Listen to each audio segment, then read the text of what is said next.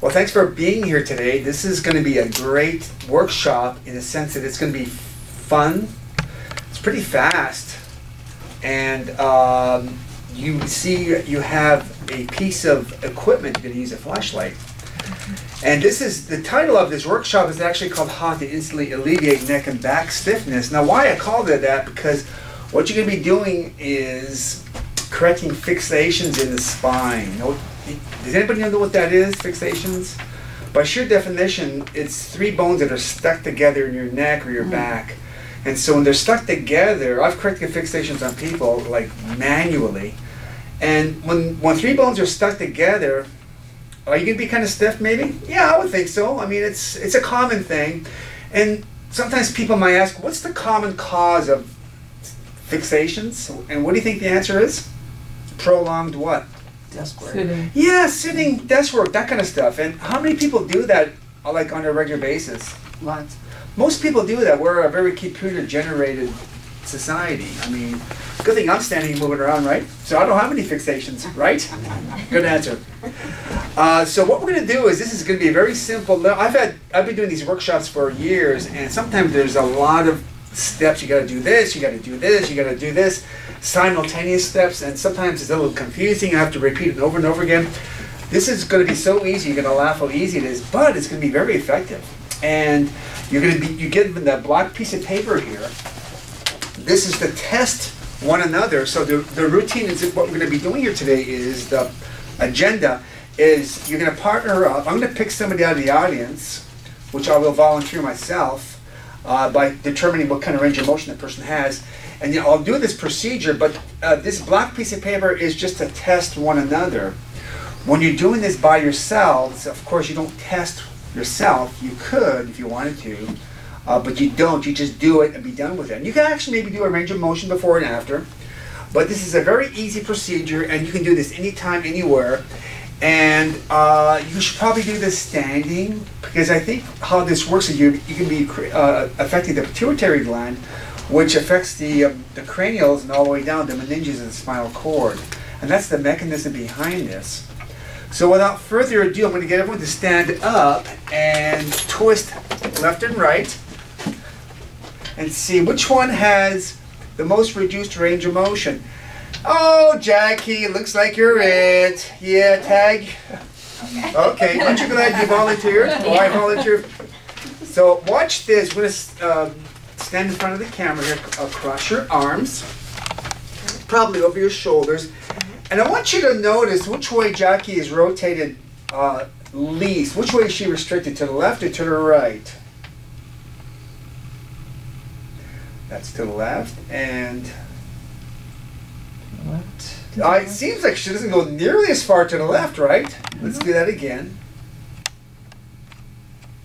By the way, is that stiff or something? Or Yeah. It's tight, huh?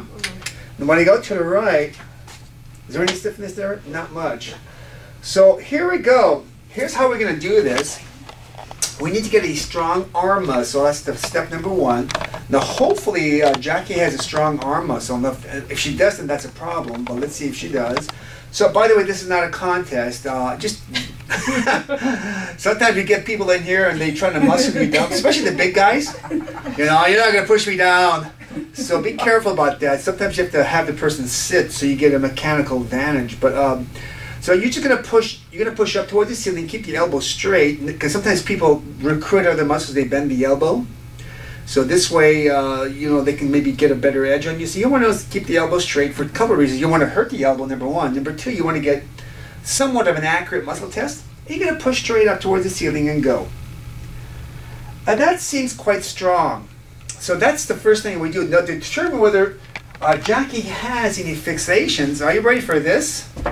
I think people in YouTube land are going to find this kind of funny. You're going to have the person look at this chart, this black piece of paper, for about 10 or 15 seconds. Okay, so you're going to look at this black piece of paper, and there's not much there, but it's just a black piece of paper. And that's about 10 or 15 seconds, isn't it? Mm-hmm. Now, the normal response is you should stay strong. And let's see if Jackie stays strong, and she does not actually. So that means that Jackie has at least one fixation group in your spine someplace. At least one, probably more. So the treatment is, now try not to shine this light in the person's eye. You're going to shine it on the glabella. And the glabella, this is this part of the forehead right here. Sometimes people call it the third eye. Haven't you heard that term before? Yeah. It's actually a pituitary reflex. And that's how this whole thing works, is you're going to be stimulating the pituitary gland. And applied kinesiology is what I am, and I'm an applied kinesiologist. We treat the pituitary gland by doing cranial work. So the whole idea behind this is when we stimulate the pituitary gland, you're actually going to release some of the meninges down the spine, and you're going to see a dramatic increase in range of motion, as long as you don't shine the light in the person's eye. So you're going to go right between the eyes, right in the middle. You're just going to shine the light, as I'm doing here. And you know what? It probably wouldn't hurt to do one thing. It's not in your handout. What do I always do when I do cranial work? Deep breath. Yeah, it wouldn't hurt to take a breath in and breathe out and breathe in. Breathing always enhances any kind of cranial work. Breathe in. You're going to shine this for about, I don't know, 20, 30 seconds.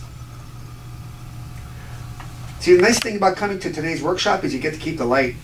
And the black piece of paper. And one more breath in. Okay.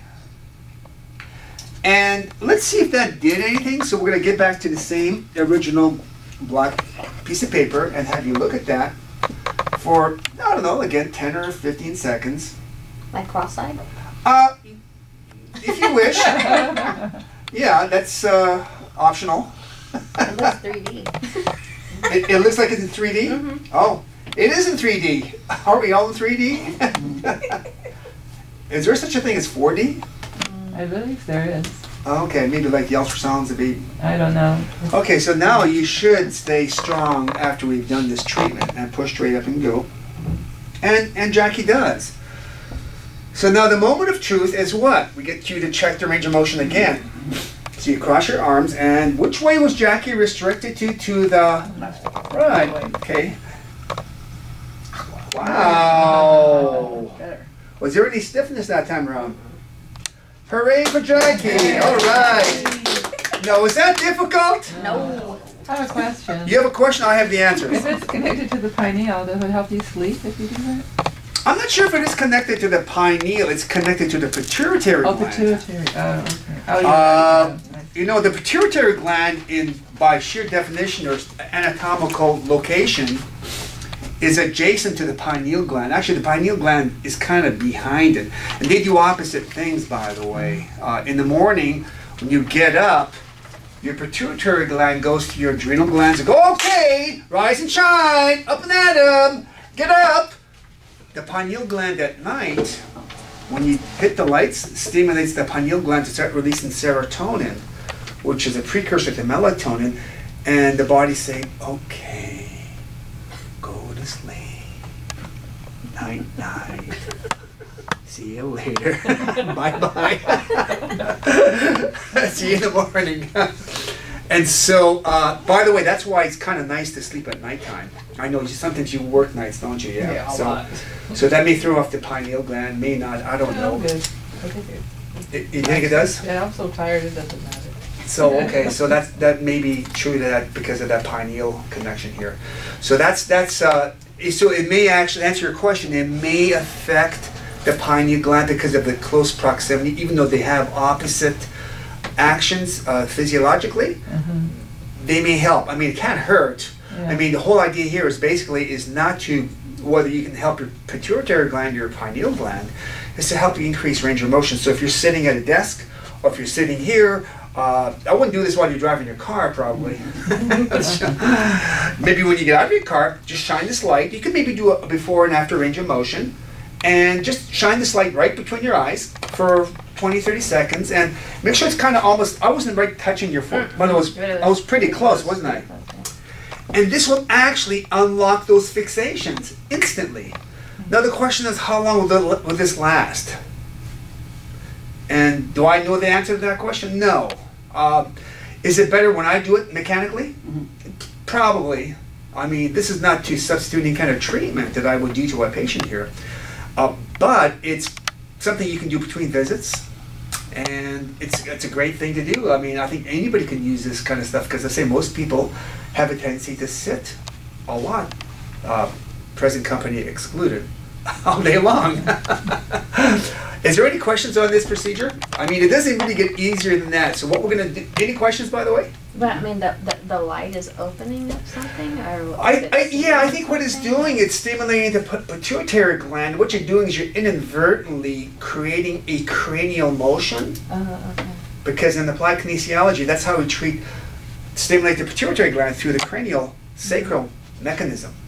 And so how that happens is you have your cranial and the sacral areas, and there's a spinal cord in between, and we're actually unwinding the meninges, and the spine, your spinal column, your bones are around that spinal cord.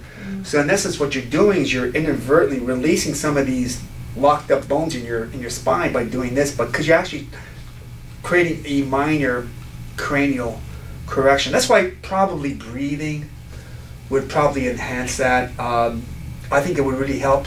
I mean, it can't hurt. And take slow breaths. Don't go. Sometimes when they do cranial work on patients in the room, sometimes I put my finger in their mouths and breathe, and they're kind of huffing and puffing. Slow down. I mean, everyone's such in a hurry these days. You know, they're all very sympathetic, driven, very type A's. Everyone's in a hurry. Don't get in a hurry to doing this. This won't take long. How long would this take? 20, 30 seconds? You know, but you do the range of motion.